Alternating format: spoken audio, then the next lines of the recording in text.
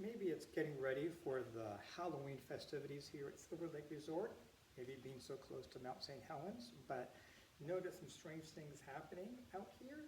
I'm going to show you with some of the balloons that we're putting up for decorations. You can take a balloon, and I found some push pins from the guests are using to mark on the map where they're from.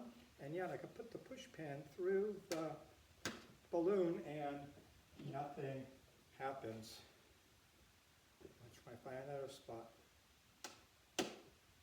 Now hopefully you know that old science trick about putting a piece of tape on there first and then the balloon can stay intact. But I got another one here, this other balloon that has no tape on it. And this time I've got a really long magic wand that looks like a sewing needle, very long sewing needle perhaps.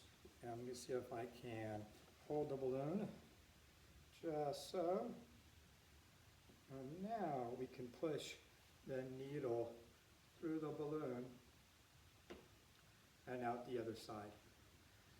If you think you know how that is done and what the science is behind that, please leave your comments down below on your theory. Is it the geomagnetic spectrum? Is it being located near Mount St. Helens? Or something a bit more earthly based?